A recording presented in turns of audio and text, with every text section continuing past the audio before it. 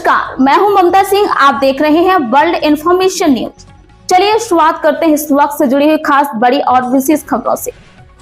CM योगी पहुंचे बाराबंकी। 1734 करोड़ की 254 परियोजनाओं का किया लोकार्पण शिलान्यास। बाराबंकी में इंडस्ट्रियल एरिया और इंडस्ट्रियल कॉरिडोर बनाने का किया ऐलान। उत्तर प्रदेश के मुख्यमंत्री योगी आदित्यनाथ आज बाराबंकी पहुंचे और बाराबंकी के फतेहपुर के भगोली में सरदार वल्लभ भाई पटेल के 150वीं जयंती समारोह पर आयोजित कार्यक्रम में शामिल हुए। कार्यक्रम के दौरान सीएम योगी ने कांग्रेस पर हमला बोला और कहा कि जब देश में आजादी का आंदोलन चल रहा था तब कांग्रेस ने सरदार वल्लभ भाई पटेल को देश का प्रधानमंत्री बनने नहीं दिया। 15 राज्य सहमत थे वल्लभ भाई पटेल को प्रधानमंत्री बनाने को लेकर, लेकिन कांग्रेस की सहमति नहीं थी। सीएम योगी ने कहा कि कुछ लोग वंदे मातरम का विरोध करते हैं, ऐसे लोग रहते तो भारत में हैं, खाते भारत का हैं, लेकिन राष्ट्रगीत का विरोध करते हैं, उनकी मंशा को हम समझ चुके हैं। उन्होंने कहा कि ब्रिटिश नहीं चाहते थे भारत एक हो, उनकी मंशा थी कि आपस में लड़कर भारत के टुकड़े टुकड़े हो जाए, लेकिन सरदार वल्लभ भाई पटेल ने 563 रियासतों को एक कर भारत को बांटने से बचा लिया। लौह पुरुष को सम्मान देने का काम प्रधानमंत्री मोदी जी ने किया है। उन्होंने कहा है कोई भी मजहब हो, धर्म हो, लेकिन राष्ट्र से बड़ा कोई नहीं। राष्ट्रीय एकता को बनाना होगा, बचाना होगा, हमें एकजुट होना होगा।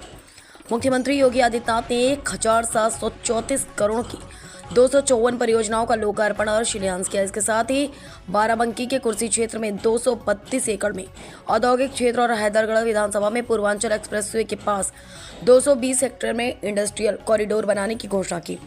मुख्यमंत्री योगी आदित्यनाथ ने दिव्यांग पोषण योजना, मुख्यमंत्री युवा उद्यमी योजना, छात्राओं को school bag kit, organic farming समूह की महिलाओं और आवास योजना के अभ्यर्थियों समेत बाल वैज्ञानिक पूजा पाल को भी मुख्यमंत्री ने चेक वितरित किया और सम्मानित किया। युवाओं को संबोधित करते हुए सीएम योगी ने कहा कि यहाँ का युवा कभी विचलित नहीं हुआ, बल्कि यहाँ के युवा वंदे मातरम के गीत गाते हुए फांसी के फंदे पर झूल जाया करते थे। दिल्ली ब्लास्ट के बाद मुख्यमंत्री योगी आदित्यनाथ का यह आज पहला दौरा था। इस दौरान सुरक्षा के व्यापक इंतजाम किए गए थे। वर्ल्ड इंफॉर्मेशन न्यूज से विवेक कुमार द्विवेदी की खास रिपोर्ट। स्वतंत्र भारत की बात करते हैं, हमें भूलना नहीं चाहिए कि ब्रिटिशर नहीं चाहते थे कि भारत एक रहे, और यही कारण था कि उन्होंने भारत के खिलाफ भारत को अनेक प्रकार से बांटने की साजिश की थी। और विदेशी हुकूमत होती ही ऐसी है, गुलामी की दास्ता होती ही ऐसी है। वे आपको कमजोर करेंगे, आपको बांटने का काम करेंगे, आपकी एकता को छिन्न भिन्न करने का काम करेंगे, भाई को भाई से लड़ाने का काम करेंगे। यही मुगल काल में होता था और यही ब्रिटिश सरकार भी भारत के अंदर करती थी। जो भारत लाखों हजारों वर्षों से एक रहा हो, अखंड रहा हो, लगातार ब्रिटिश कालखंड में उसके एक एक टुकड़े उससे अलग होते गए। और सबसे दुर्भाग्यपूर्ण विभाजन 14 अगस्त 1947 का था, जब भारत की दो भुजाओं को भारत से पृथक करके भारत पर एक बड़ी चोट ब्रिटिशर ने की थी। उनकी मंशा थी कि भारत को हम अलग अलग भागों में, अनेक भागों में विभाजित कर दें, जिससे भारत के नागरिकों के मन में एक खिन्नता पैदा हो कि भारत एक नहीं रह सकता।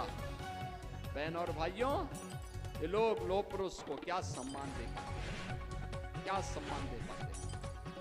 लेकिन लोह पुरुष सरदार वल्लभ भाई पटेल को उनके विराट व्यक्तित्व के अनुरूप सम्मान देने का काम अगर किसी ने किया है, ये प्रधानमंत्री मोदी जी ने किया है, भारतीय जनता पार्टी ने किया है।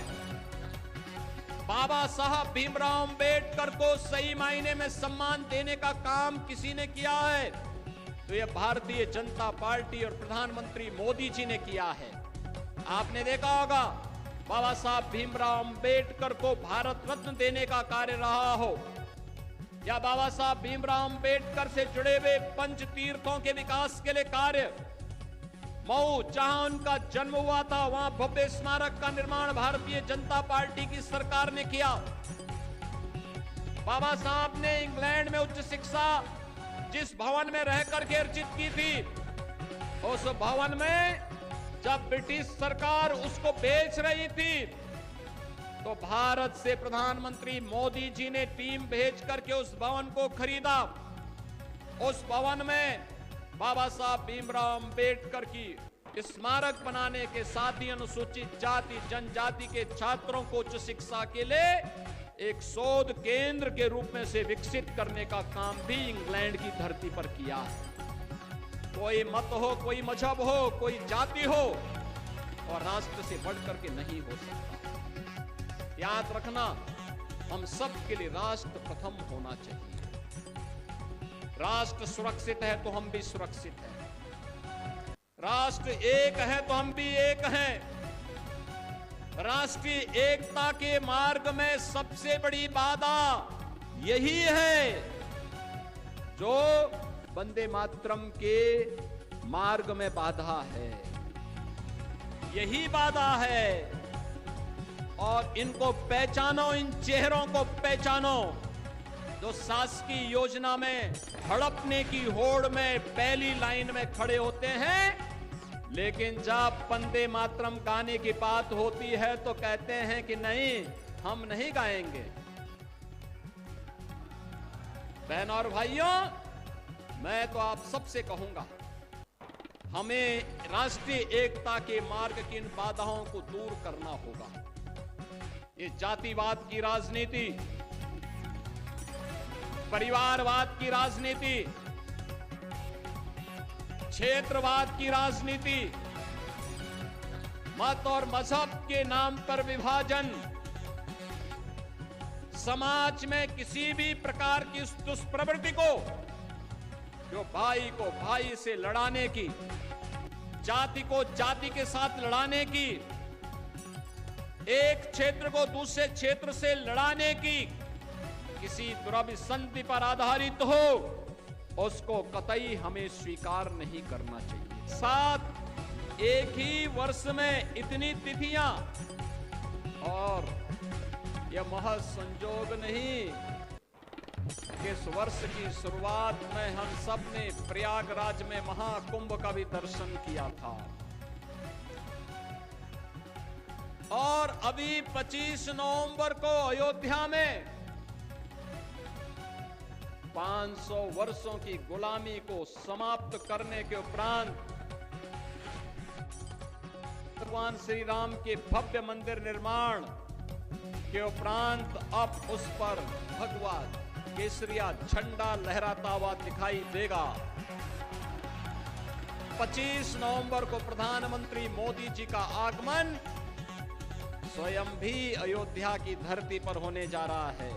इतिहास केवल पढ़ने की नहीं, आत्मावलोकन का एक अवसर भी हम सबको देता है। इतिहास की गलतियों का परिमार्जन जितनी जल्दी हो सके हमें करना चाहिए, और इतिहास के गौरवशाली क्षणों से प्रेरणा प्राप्त करके आगे के भविष्य को स्वच्छ और सुंदर बनाने में हमें योगदान देना चाहिए।